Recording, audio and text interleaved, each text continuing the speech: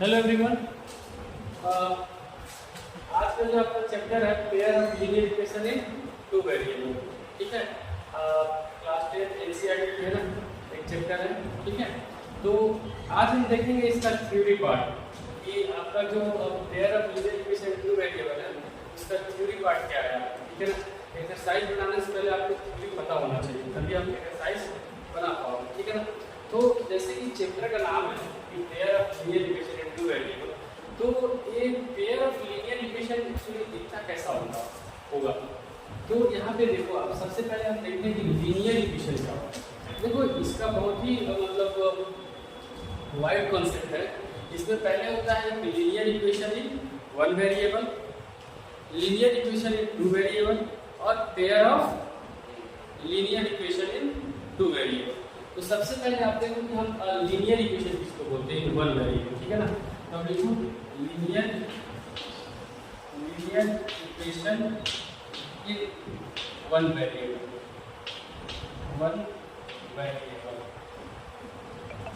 अब देखो linear equation in one variable क्यों कहा गया है, इसको एक टॉपिक है उसको पहले समझो। लीनियर का मतलब क्या होता है, वन मतलब डिग्री ऑफ जो पॉलिनोमियल होना चाहिए उसका वन होना चाहिए, और यहाँ पे वन वेरिएबल मतलब क्या होना चाहिए, एक वेरिएबल होना चाहिए। जैसा होना चाहिए, एक वेरिएबल होना चाहिए।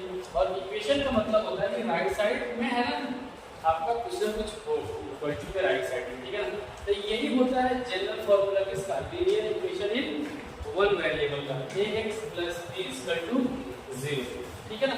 अब देखो यहाँ पे x का पावर 1 है, हाँ है, इसमें एक वेरिएबल है, हाँ है, तो इसी को बोलते हैं linear equation in one variable.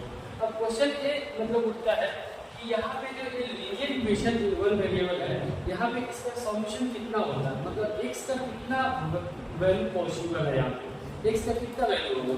तो यहाँ से सिर्फ और सिर्फ एक का एक ही वैल्यू होता है। कैसे देखो आप, ax इसका जो हम क्या -b लिख सकते हैं, क्या ये b को मैंने राइट साइड सेट कर दिया, तो यहाँ पे साइन चेंज हो जाता है, हम x निकालते हैं तो क्या हो जाएगा -b/,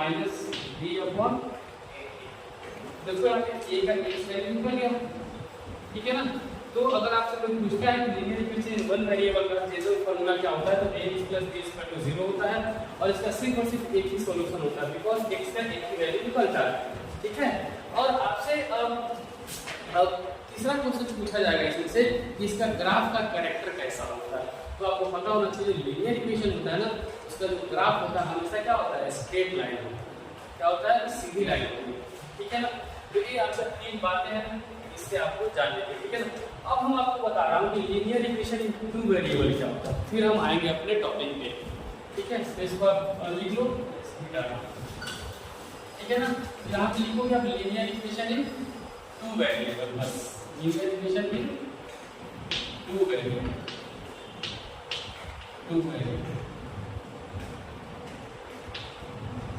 अब इसका क्या मतलब है कि linear equation in two variable क्या मतलब है, साफ साफ पता चल रहा है ना कि इसमें दो वेरिएबल होते हैं। कितने वेरिएबल होते हैं, दो, और ये भी लीनियर होता है। तो हम इसका जनरल फॉर्मूला लिख रहा हूं, ध्यान देना। अब ऐसे लिखिए ax + by + c = 0।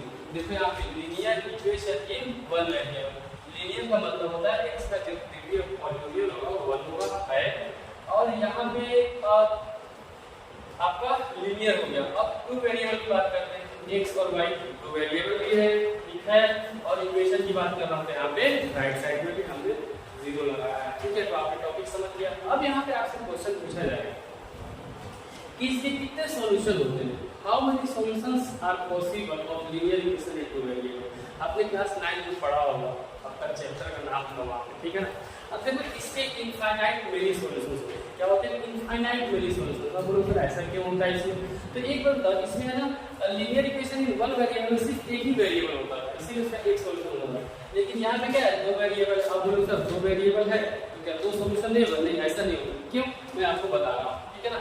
अब देखो यहाँ पे जो है x और y क्या है, दो वेरिएबल, ठीक है ना।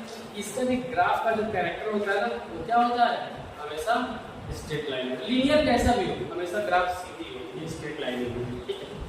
अब यहाँ पे आपसे कुछ और क्वेश्चन पूछ लिया जाता है ऑब्जेक्टिव में कि क्या a और b जो है इसका वैल्यू 0 हो सकता है, क्या c 0 हो सकता है, ऐसे आपसे पूछा जाता है। तो देखो मैं आपको एक बात बता रहा हूँ, एट ए टाइम मतलब एक ही समय में ए और बी दोनों जीरो नहीं हो सकते। अगर ए जीरो होता है तो बी जीरो नहीं होता, अगर बी जीरो होगा तो उस समय ए जीरो नहीं हो सकता। बात समझे आप? ठीक है, अगर A B at a time zero हो जाएगा तो देखो ना ये तो खत्म हो गया, सिर्फ क्या बचेगा आपका सी बचेगा, है कि नहीं? तो आपको बोला है एट ए टाइम ए और बी दोनों जीरो नहीं हो सकता है। अल्टरनेटली ए अगर जीरो होगा तो बी नहीं और बी होगा तो ए नहीं। ग्राफ का कैरेक्टर मैंने बताया आपको क्या होता है, स्ट्रेट लाइन। क्या होता है? Straight line. अब देखो, अब मैंने आपको एक बात बोला था कि मैं इसको बताऊंगा कि कैसे इसके इनफाइनाइट वेरी सॉल्यूशंस होते हैं। देखो एक मैं एग्जांपल लिखा हूं कि x + y = 2 लिखा हमने एग्जांपल में। अब देखो, अब आपसे पूछा जाएगा कि आप इसका वैल्यू निकालो, तो पॉसिबल है यानी x का और y का कोई फाइनाइट वैल्यू नहीं हो सकता। कैसे कैसे? अगर x = क्या मैं 2 - y लिख सकता हूं, ऐसे लिख सकता हूं। अब बोलो तो सर x का वैल्यू निकल गया, x का वैल्यू निकल गया 2 - y, तो भाई x का वैल्यू क्या है, यहां पे वेरिएबल बच ही गया ना। अब यहां पे x जो है ना y पे डिपेंड हो गया, x जो है कहां पे डिपेंड हो गया, y पे डिपेंड हो गया। जब तक y कुछ नहीं बोलेगा x चुपचाप रहेगा, हम कुछ कर ही नहीं सकते। देखो ना, तो जितना y का वैल्यू होगा उसी तरह क्या होगा, x का वैल्यू बढ़ेगा। तो हम कर सकते हैं कि इसमें क्या होते हैं, कोई फिक्स वैल्यू नहीं होते, जितना चाहो आप उतना वैल्यू निकाल सकते हो। इसीलिए हम एक वर्ड यूज करते हैं इनफाइनाइट। जो लीनियर इक्वेशन में टू वेरिएबल होते हैं उसमें क्या होते हैं, इनफाइनाइट वेरी सॉल्यूशंस होता है। और ग्राफ का कैरेक्टर बताया स्ट्रेट लाइन होता है। Is that clear? तो ये आपका जो 10th क्लास का टॉपिक है pair of linear equation two variable, उसको बताने से पहले है ना मैंने ये सारी चीजें मैंने आपको क्लियर कर दी है।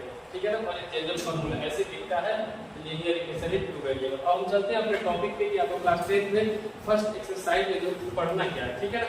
इसको आप राइट डाउन कर सकते हैं, हम इसको इरेज करेंगे। देखो आप ध्यान से देखना, आपकी जो क्लास 10 है ना, जो 3rd चैप्टर है उसमें आपको क्या पढ़ना है। ठीक है ना? पहले तो मैं आपको बता दूं कि ये लिखा हुआ पेयर ऑफ, पहले आप ऐसे लिखो लीनियर इक्वेशन एक लिखो a1x + b1y + = 0। ये क्या हो गया, एक हो गया, सिंगल हो गया, पेयर होगा। और लिख लो ना बस a2x + b2y और +c2 = 0। अब देखो मैं आपको टॉपिक समझा रहा हूं। देखो pair of linear equation in two variable, pair हो गया, ए लीनियर हो गया, ठीक है ना?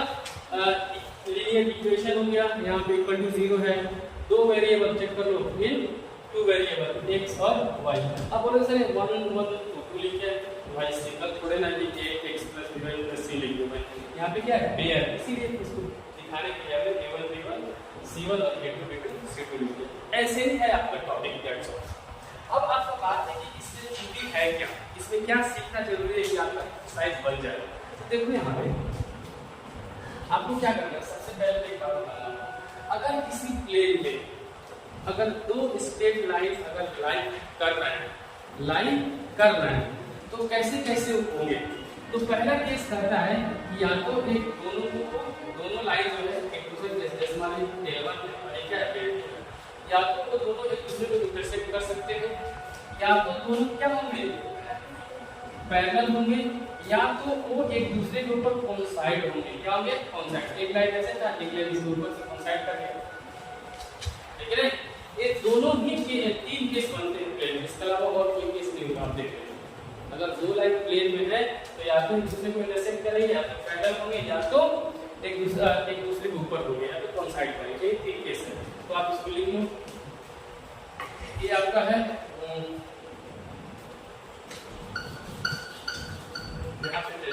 ये क्या है आपका इंटरसेक्टिंग लाइन, इंटरसेक्टिंग लाइन है। ये क्या है आपका पैरेलल लाइन है। और ये आपका है कोइंसिडेंट लाइन,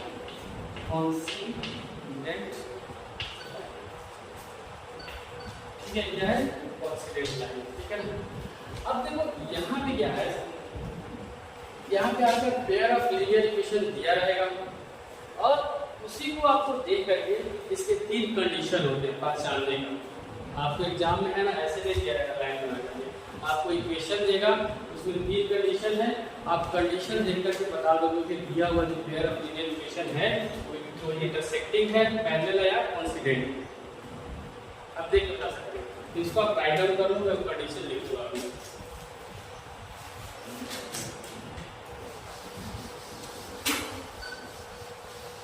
तो चलो आप बताओ इंटरसेक्टिंग का कंडीशन क्या होता है? कहता है अगर a1 upon b1 upon b2 और c1 अपॉन ऐसे पहले आपको लिखना है, यहाँ पे इक्वल टू दे देना है, बस पहले से इंटरसेक्ट कर देना है, इसको काट देना। कहता है कि अगर a1 upon a2 not equal to b1 upon b2, तो आगे आप लिखे या ना लिखे कोई फर्क नहीं पड़ता है, यहाँ पे कंफ्यूजन ना हो इसलिए आप ऐसे ही लिखा करो बस। जब यही पे नॉट इक्वल टू हो गया तो बाद में हम बात करेंगे। तो आपको देखना है कि अगर यहाँ पे इक्वेशन दिया रहेगा a1 upon a2 not equal to b1 upon b2, तो इसका कंडीशन हो जाएगा इंटरसेक्टिंग का, दैट्स इट। इसका हो जाएगा इंटरसेक्टिंग का, इंटरसेक्टिंग लाइन हो जाएगा। और देखो जब इंटरसेक्टिंग लाइन हो जाएगा ना तो उसका यूनिक सॉल्यूशन होता है। क्या होता है? Unique solution. मतलब क्या कि x y का एक एक वैल्यू होगा, है ना, x का एक वैल्यू है, y का वैल्यू हो, ग्राफ से मिलेगा, मैं बताऊंगा। ठीक है, ये क्या हो जाएगा आपका इंटरसेक्टिंग लाइन, और यहाँ पे आपको लिखना है यूनिक सॉल्यूशन। क्या हो जाएगा? Unique solution. चलो फर्स्ट वाला हमने कर लिया। सेकंड में क्या होता है देखना ध्यान से आप। कहता है कि a1 upon a2 equal to b1 upon b2 और not equal to c1 upon c2। एक इसका कंडीशन है, एक पैरेलल लाइन का कंडीशन। इसका है पैरेलल लाइन। आपको ऐसे इक्वेशन दिए रहेंगे 2x + 3y + 9 = 0 और 2x + y + 3 = 0। वहां से आपको उठा करके यहाँ लिख लेना और देखना है कौन सा इक्वल आ रहा है, कौन सा नहीं आ रहा है। जैसे आपको आपका सिचुएशन हो वैसे आप लिख लेना। तो हमने देखा कि a1 upon a2 = b1 upon b2 but not equal to c1 upon c2। तो एक पैरेलल लाइन का कंडीशन है, पैरेलल लाइन का कंडीशन है। और इसका क्या होता है? नो सॉल्यूशन, है ना, इसका नो सॉल्यूशन होता है। अब बताओ जब लाइन ही पैरेलल होगा तो कुछ इसमें मिल रहा है क्या? अगर कभी जाकर एक दूसरे को इंटरसेक्ट करते हैं या एक दूसरे के ऊपर कोइंसाइड करते हैं, कुछ सॉल्यूशन होते या नहीं, जो भी था। लेकिन यहाँ पे पैरेलल जब मिल ही नहीं रहा है लाइन, तो यहाँ पे x और y का कोई मतलब नहीं निकलता है। इसीलिए कहा जाता है कि पैरेलल का क्या होता है? नो सॉल्यूशन का, कोई सॉल्यूशन नहीं होती, ठीक है ना। इसके बाद जो थर्ड वाला आता है वो देख लेते हैं हम। थर्ड में क्या है आपका? देखो इसमें तीनों इक्वल होते हैं and that is what one क्या होता है? c1 upon a1 upon a2 equal to b1 upon b2 equal to c1 upon c2। ये होता है कोइंसिडेंट लाइन का कंडीशन। अगर ऐसा है तो आप लिखते हैं कि लाइन कैसा है? कोइंसिडेंट। कैसा है? कोइंसिडेंट लाइन, कोइंसिडेंट लाइन है। और इसका इनफाइनाइट मेनी सॉल्यूशन होता है। क्या होता है? इनफाइनाइट मेनी सॉल्यूशन होता है, ठीक है ना। तो ये था आपका कंडीशन। क्या था? ये आपका था कंडीशन कि अगर कोई भी इक्वेशन दिया हुआ तो हम एक कंडीशन के अकॉर्डिंग लेकर के बता सकते हैं वो लाइन इंटरसेक्टिंग होगा, पैरेलल होगा या कोइंसिडेंट होगा। अगर वो इंटरसेक्टिंग है तो यूनिक सॉल्यूशन होगा, पैरेलल लाइन है तो कोई सॉल्यूशंस नहीं होंगे, x y की वैल्यू कर ले सकता है। अगर कोइंसिडेंट होगा तो उसके इनफाइनाइट मेनी सॉल्यूशंस होंगे। ये था आपका तीन कंडीशन। मैं आपको एग्जांपल देता हूं और उसके बाद इसको मैं हल करूंगा, ठीक है। इसको आप राइट डाउन कर लें।